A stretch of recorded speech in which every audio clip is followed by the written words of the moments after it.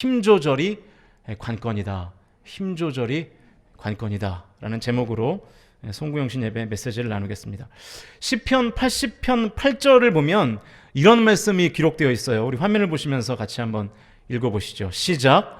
주께서 한 포도나무를 애굽에서 가져다가 민족들을 쫓아내시고 그것을 심으셨나이다. 그러니까 지금 하나님께서 이스라엘 백성들을 포도나무에 비유하고 계신 것입니다. 여러분, 포도나무를 직접 보신 적이 있으셔요? 보셨습니까?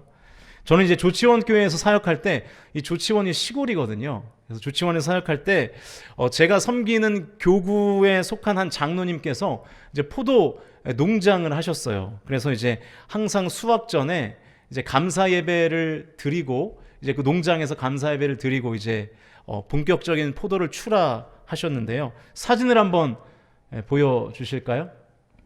네.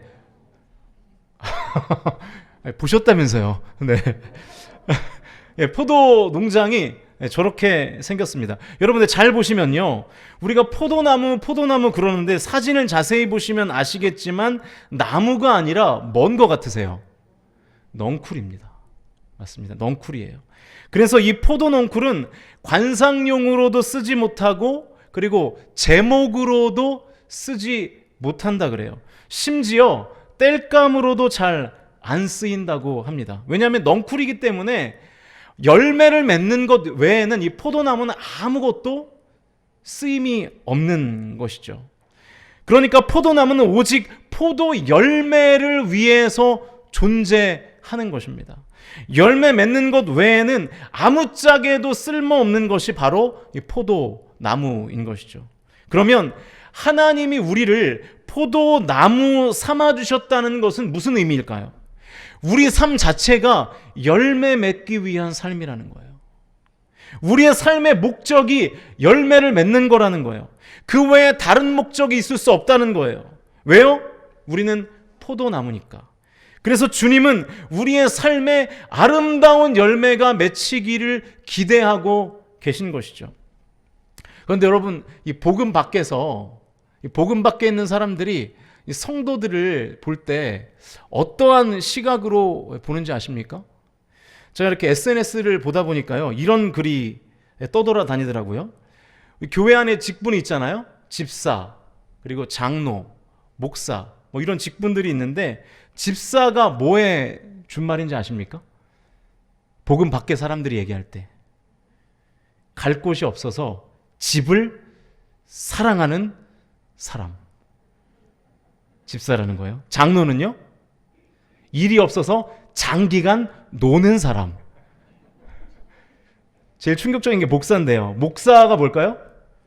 목적 없이 사는 사람, 목사라는 거예요. 목사가 제일 한심하게 표현이 되어 있죠. 그러고 보니까 왜 권사는 없는지 모르겠어요. 네. 권사님들이 신앙생활을 굉장히 잘하셨나 봐요. 네. 아무튼 이 집사, 장로, 목사가 다 열매를 포기하고 이 목적 없이 사는 사람들로 묘사가 되어 있는 것이죠. 웃으며 넘길 수 있는 이야기지만 한편으로 들어보면 우리에게 좀 서글픈 내용이기도 하죠. 그런데 이 서글픔이 실제이기도 합니다. 실제로 이스라엘의 역사를 보시면 이스라엘이 여러분 좋은 포도나무의 열매를 맺는 나무였겠습니까? 아니면 안 좋은 열매를 맺는 포도나무였겠습니까? 어땠는지 성경을 통해서 확인해 보시죠. 이사야 5장 1절과 2절 말씀인데요. 우리 화면을 보시면서 같이 읽겠습니다. 시작. 나는 내가 사랑하는 자를 위하여 노래하되 내가 사랑하는 자의 포도원을 노래하리라. 내가 사랑하는 자에게 포도원이 있으며 심히 기름진 사내로다. 땅을 파서 돌을 제하고 극상품 포도나무를 심었도다. 그 중에 망대를 세웠고 또 그 안에 술틀을 팠도다. 좋은 포도 맺기를 바랐더니 들포도를 맺었도다. 여러분, 이사야서 5장은 이 포도원의 노래라고 불리는 성경인데요. 극상품의 포도나무를 심었습니다.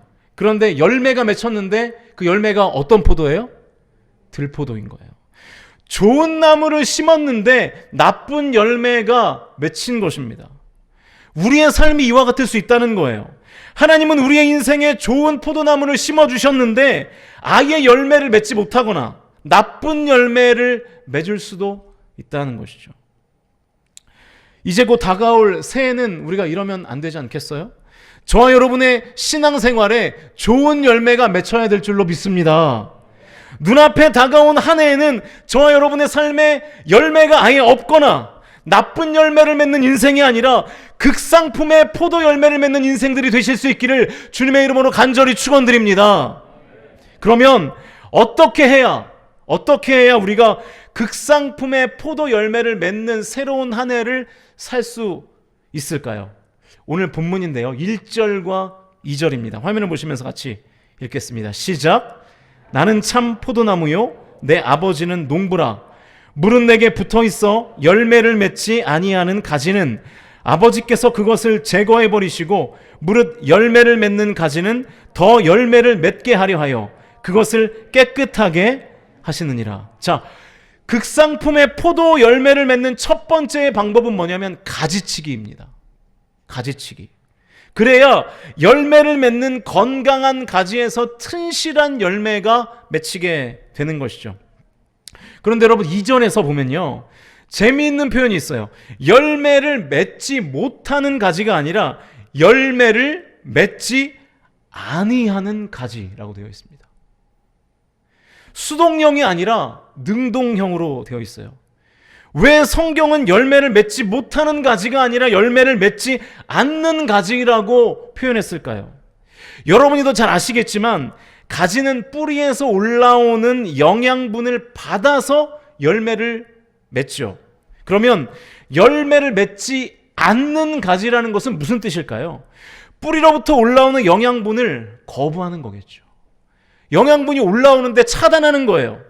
포도나무에 열매 맺는 능력을 어떤 가지들은 거부한다는 거예요. 그러면 그 나무의 능력을 거부한다는 것은 무슨 뜻일까요? 스스로 열매 맺기를 추구한다는 거예요. 뿌리로부터 올라오는 그 나무의 능력을 받아서 열매 맺기를 추구하는 것이 아니라 스스로 자가 발전해서 혼자 열매를 맺어보려는 가지가 있다는 거예요. 나무의 도움 따위는 필요 없어. 나 스스로 열매 맺을 거야 라고 생각하는 것이죠. 그래서 수동형이 아니라 능동형이 쓰인 것입니다. 여러분, 가지에게 있어서 가장 위험한 생각이 뭘까요? 스스로 할 수 있다는 생각 아닐까요? 스스로 할 수 있다는 생각을 하는 그 순간에 포도원의 농부가 그 가지를 어떻게 해버린다고요? 잘라버린다는 거예요. 여러분, 인간으로서 가장 위험한 생각이 뭘까요? 하나님 없이 스스로 무언가를 도전하려는 생각입니다. 하나님 없이도 내 힘만으로도 충분히 잘 살 수 있다고 생각하는 거예요. 그래서 주님을 떠나는 것입니다. 주님의 능력을 거부해요. 주님의 말씀을 거부해요. 주님의 지혜를 거부하는 것입니다. 그러나 오늘 성경은 분명히 우리에게 말씀하죠. 4절에 보니까 너희는 스스로 열매를 맺을 수 없다. 5절에 보니까 너희가 나를 떠나서는 아무것도 할 수 없다. 성경이 우리에게 분명히 이렇게 선언하고 있는 것입니다. 사랑하는 성도 여러분, 2022년도를 사실 때 내 능력으로만, 내 지혜로만, 내 경험으로만 잘 살 수 있다는 교만은 버리실 수 있기를 주님의 이름으로 간절히 축원드립니다. 교만을 가지치기 하셔야 되는 거예요. 그게 열매 맺는 첫 번째 방법입니다. 교만을 잘라내지 않으면 절대로 내 삶 가운데 풍성한 열매를 맺을 수 없습니다. 내 힘을 빼야 되는 것이죠. 오히려 내 힘을 빼야 하나님의 힘을 경험하는 거예요. 나를 부정해야 하나님의 긍정을 내 삶 가운데 경험하게 되는 것입니다. 여러분, 수영 잘하세요? 수영 잘하시는 분도 계실 거고 물에 잘 못 드는 분들도 계실 텐데, 네. 여러분, 우리가 물속에서 뜨려면 어떻게 해야 되죠? 몸에 힘을 빼야 되죠. 힘을 빼고 물에 몸을 맡기면 뭐가 작동합니까? 어떤 힘이요? 부력이 작동하잖아요. 그럼 부력을 경험해서 우리가 물에 뜨게 되는 것이죠. 그러니까 여러분, 힘이 없는 무력의 상태를 만들어야 물에 뜨는 부력을 경험하게 되는 것입니다. 여러분, 무력해야 부력을 경험하는 거예요. 여러분, 신앙생활도 똑같습니다. 자기 의의를 철저히 내려놓으셔야 됩니다. 내 고집, 나의 주장을 십자가에 못 박는 2022년도가 되시기를 축복합니다. 내 자아가 시퍼렇게 살아있는 한 내 삶에 하나님의 능력이 임할 수가 없게 되고 결국 열매를 맺지 못하게 되는 것이죠. 여러분, 힘을 빼셔야 돼요. 힘을 빼지 않고 힘을 주면 자꾸만 그 힘을 쓰고 싶거든요. 그래서 힘을 쓰면 내가 힘을 쓰는 그만큼 하나님의 영광을 가리게 되고요, 주변의 교우들에게 상처를 주게 되는 것입니다. 우리가 온유하다라는 표현을 쓰잖아요. 여러분 주변에서는 누가 온유하세요? 그럼 온유하다는 게 어떤 뜻인 것 같으십니까? 성품이 착한 게 온유한 걸까요? 우리는 어떤 착한 성품을 가진 사람에 대해서 저 사람은 참 온유해, 이렇게 말하죠. 그런데 성경이 말하는 온유는 그것이 아닙니다. 성경에서 온유라는 단어가 처음 나오는 장면이 민수기 12장에서 이 모세를 설명할 때 나오는데, 모세는 온유함이 지면의 모든 사람보다 더하더라 라는 표현으로 처음 등장하죠. 여기서 이 온유가 히브리어로 아나우라는 단어인데요, 힘이 통제된 상태를 뜻합니다. 힘이 있어요. 내가 힘을 가지고 있어요. 그런데 그 힘이 통제된 상태가 바로 온유라는 거예요. 여러분, 힘이 통제된다는 것은 뭘까요? 힘을 쓸 때와 힘을 쓰지 않을 때를 구분할 수 있는 능력을 말하는 것입니다. 그리고 또 다른 표현은 사자가 새끼의 목덜미를 물 때의 그 상태를 온유, 아나우라는 단어로 표현합니다. 여러분, 사자가 먹잇감을 사냥할 때요, 어디를 물죠? 목덜미를 물잖아요. 목덜미를 물어서 숨통을 끊어놓지 않습니까? 그런데 새끼 사자를 이쪽에서 저쪽으로 옮길 때에도 목을 무는 것이죠. 그래서 목을 물어서 이렇게 옮겨다 놓지 않습니까? 똑같은 이빨로 똑같은 위치를 물거든요. 물어서 다른 곳으로 이동시키잖아요. 그런데 새끼 사자는 죽습니까? 안 죽습니까? 안 죽죠. 죽기는커녕 상처가 요만큼도 남지 않습니다. 왜 똑같은 이빨로 똑같은 장소를 무는데도 상처가 없을까요? 그 무는 힘이 조절되는 것이죠. 내가 가진 힘을 쓸 때와 힘을 뺄 때를 아는 거예요. 힘을 써서 물 때와 힘을 빼고 물 때를 아는 것이죠. 이게 바로 온유입니다. 포도나무에 붙어있는 가지에게 영양분이 올 때는 어떻게 해야 됩니까? 힘을 빼야죠. 힘을 빼고 그 오는 힘을 받아들여야 되는 것입니다. 영양분을 잘 흡수해야죠. 흡수하면 끝나나요? 아니죠. 그 영양분을 열매로 바꾸기 위해서 이제 힘을 써야 되는 거예요. 그 영양분을 또 다른 열매 맺는 힘으로 바꿔서 써야 되는 것이죠. 그래야 튼실한 열매를 맺는 것입니다. 그런데 힘을 빼고 영양분을 받아야 될 때는 힘을 쓰는 거예요. 그래서 그 영양분을 거부하는 거예요. 또 영양분이 없기 때문에 열매를 못 맺는데도 그때는 또 스스로 열매를 맺겠다고 막 힘을 쓰는 거예요. 힘의 양을 잘못 조절하는 것입니다. 사랑하는 성도 여러분, 내 힘을 빼면 하나님의 힘이 내 인생을 뜨게 하실 줄로 믿으실 수 있기를 축복합니다. 내 힘을 빼면 하나님의 힘으로 내 인생에 열매가 맺힐 줄로 믿습니다. 자, 이제 극상품의 포도 열매를 맺는 두 번째 방법인데요, 2절과 4절과 5절을 읽으시는데 화면이 보여주는 부분만 같이 읽겠습니다. 화면을 보시면서 같이 읽죠. 시작. 무릇 내게 붙어 있어 내 안에 거하라. 나도 너희 안에 거하리라. 나는 포도나무요 너희는 가지라.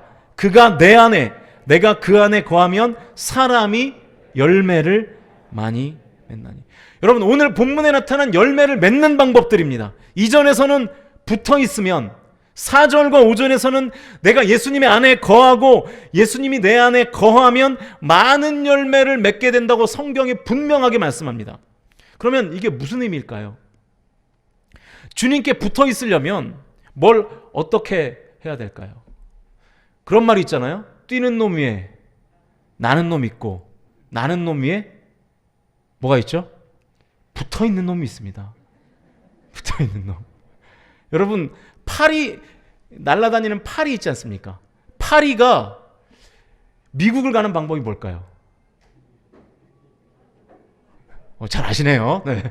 비행기에 붙어 있을 수 있는지는 모르겠지만 어쨌든 붙어만 있으면 미국까지 갈 수 있는 것이죠. 아무리 파리가 큰 날개를 갖고 있은들 미국까지 날아갈 수 있겠습니까? 그러면 마찬가지예요. 우리의 인생은, 우리의 신앙생활은 주님께 붙어있는 싸움인데 어떻게 해야 붙어있냐 그 말입니다. 내가 그리스도 안에, 그리스도가 내 안에 계시게 하려면 뭘 어떻게 해야 될까요? 가장 중요한 표현이 아내라는 표현인데요. 아내. 영어로 하면 in이겠죠. in. 이 표현에 대해서 존 스토트가 이런 말을 했습니다. 그리스도 안에 있다고 할 때 아내의 뜻은 장소가 아니라 관계적인 개념이다. 즉 그리스도와 연합되어 서로 교제하는 관계가 되었다는 뜻이라는 거예요. 그게 이 in이라는 표현 안에 들어있다는 것이죠. 무슨 뜻입니까? 장소가 아니라 관계라는 거예요. 교회 안에 있어도 하나님과의 관계가 끊어져 있을 수도 있다는 거예요. 예배당에 나와서 앉아 있어도 하나님과 내가 아무런 관계도 없을 수 있다는 거예요. 심지어 기적을 행해도 하나님과 아무런 관계가 없을 수도 있다고 성경은 말씀합니다. 마태복음 7장 22절과 23절인데요. 같이 읽겠습니다. 시작. 그날에 많은 사람이 나더러 이르되 주여 주여 우리가 주의 이름으로 선지자 노릇하며 주의 이름으로 귀신을 쫓아내며 주의 이름으로 많은 권능을 행하지 아니하였나이까 하리니 그때에 내가 그들에게 밝히 말하되 내가 너희를 도무지 알지 못하니 불법을 행하는 자들아 내게서 떠나가라 하리라. 주님의 이름으로 선지자 노릇을 했고 귀신을 쫓아내는 권능을 행했는데도 예수님은 지금 뭐라고 말씀하십니까? 내가 너희를 도무지 알지 못한다. 나와 아무런 관계가 없다는 거예요. 나는 너 몰라. 예수님과 아무런 관계가 없는 사람이라는 예수님의 선언이신 것이죠. 여러분, 참 비극적인 일이지만 우리도 이럴 수 있습니다. 평생을 교회를 다녔습니다. 그런데 하나님은 날 모른다고 하시는 거예요. 네가 교회는 다녔는지 모르겠지만 나와는 관계가 없다. 그런데 내가 어떻게 너에게 열매를 주겠니? 라고 말씀하실 수도 있는 것이죠. 극상품의 포도 열매를 맺는 두 번째 방법은 관계 맺기입니다. 첫 번째 방법이 가지치기였다면 두 번째 방법은 관계 맺기예요. 제가 조금 전에 힘의 조절을 말씀드렸는데 첫 번째 방법에서는 힘의 양을 조절하는 거였다면 두 번째 방법에서는 힘의 방향을 조절하는 것입니다. 우리가 신앙생활하면서 가장 많이 힘써야 되는 지점이 여기라는 거예요. 예수님과의 관계라는 거예요. 관계. 예수님과 관계를 맺는 일에 힘을 써야 된다는 것입니다. 그런데 우리는 예수님과 같은 장소에 있기 위해서 힘을 씁니다. 관계의 관점에서 신앙생활을 하지 않고 장소적인 관점에서 신앙생활을 하는 거예요. 힘을 쓰긴 쓰는데 잘못된 방향으로 힘을 쓰고 있는 것입니다. 더 쉽게 말하면 예배에 참석하는 데에는 힘을 쓰는데요. 예배에 참여하는 데에는 힘을 쓰시지 않는 거예요. 여러분, 참석과 참여는 전혀 다른 얘기입니다. 예배에 참석하는 것을 쉽게 설명하면 이런 거예요. 예배를 보는 거예요. 예배를 관람하는 거예요. 예배를 구경하는 거예요. 마치 영화 보듯이, 음악회를 보듯이. 그러나 예배에 참여하는 것은 그 예배에 나를 드리는 것인 줄로 믿습니다. 나를 드리는 거예요. 전혀 다른 얘기죠. 그래서 요즘은 이런 말을 거의 안 쓰긴 하는데 예전에는 예배를 뭐 한다 그랬어요? 예배를 본다 그랬죠. 너 어디 가? 나 주일이라서 예배 보러 교회 가. 예배는 여러분 보는 것이 아닙니다. 예배는 참석하는 것이 아닙니다. 예배는 참여하는 것인 줄로 믿습니다. 예배는 나를 드리는 거예요. 나를 드리는 거. 그래서 여러분, 우리의 신앙생활에는 스펙만 남아있어요. 나 신앙생활 30년째야. 나 성가대 35년 했어. 몇 년 하셨어요, 성가대? 나 교사만 27년째야. 숫자로만 나의 신앙생활을 증명할 수밖에 없는 거예요. 숫자로만. 신앙생활을 숫자라는 스펙으로밖에 표현이 안 되는 거예요. 왜요? 예배를 보는 데에만 힘썼기 때문에, 예배에 참석하는 수준에 머물러 있기 때문에. 그러나 예배에 나를 드리는 사람은 스펙이 아니라 스토리가 있게 될 줄로 믿습니다. 예수님과의 이야기가 생기는 거예요. 예배를 통해서 나를 주님께 드리면 감격과 환희가 물밀듯이 밀려오게 될 줄로 믿습니다. 예배 가운데 내 삶에 변화가 오거든요. 기적이 임하고 하나님의 권능이 임할 줄로 믿습니다. 할렐루야. 스토리가 뭡니까? 간증이죠. 예수님이 나의 삶 가운데 일하신 그 이야기. 여러분, 간증거리 생긴 지 몇 년 되셨습니까? 여러분의 최신 간증은 몇 년 전입니까? 여러분, 성경 읽기도 마찬가지입니다. 위험한 발언일지 모르겠는데 우리는 성경 일독을 얼마나 많이 했는지에 관심이 많아요. 성경 50독 했대. 와, 대단하다. 그 숫자라는 스펙에 놀라는 거예요. 그런데 여러분, 정말 중요한 것은 내가 성경을 읽는 것이 아니라 성경이 나를 읽도록 하는 것인 줄로 믿습니다. 성경 읽기를 통하여 나의 마음밭이 변화되고 나의 시각과 나의 생각이 변화되고 나의 삶이 주님을 닮아가는 삶으로 변화되는 것이 중요한 것이지, 성경을 몇 독 했는지가 중요한 게 아니에요. 말씀이 나의 삶을 변화시키는 과정으로서의 스토리가 중요한 것이죠. 정말로 저와 여러분이 이제 얼마 안 남았네요. 내년 한 해 극상품의 포도 열매를 맺기 원하신다면 예배에 참석하는, 그래서 예배를 보는 성도가 아니라 예배에 참여하여 나를 드리는 성도가 되실 수 있기를 주님의 이름으로 간절히 축원드립니다. 성경을 많이 읽는 성도가 아니라 성경이 나를 읽는 성도가 되실 수 있기를 축복합니다. 스펙이 아니라 스토리가 필요해요. 장소가 아니라 관계가 필요합니다. 극상품의 포도 열매를 맺는 첫 번째 방법은 힘의 크기를 조절하는 것입니다. 힘을 빼야 할 때와 힘을 써야 할 때를 구분하는, 그래서 많은 열매를 맺는 저와 여러분이 되실 수 있기를 주님의 이름으로 축복합니다. 극상품의 포도 열매를 맺는 두 번째 방법은 힘의 방향을 조절하는 거예요. 힘을 교회에서 스펙을 쌓는 데에만 힘쓰지 마시고 예수님과 스토리를 만드는 데에 힘쓰시는 저와 여러분이 되실 수 있기를 주님의 이름으로 간절히 축원드립니다. 부디 2022년 올 한 해는 저와 여러분의 삶에 예수님이 주시는 풍성한 열매가 있으시기를, 그래서 30배, 60배, 100배의 열매가 있는 인생들이 되시기를 주님의 이름으로 간절히 축원드립니다. 여러분, 두 가지를 기억하십시오. 첫 번째는 가지치기, 두 번째는 관계 맺기. 이 두 가지를 기억하셔야 됩니다.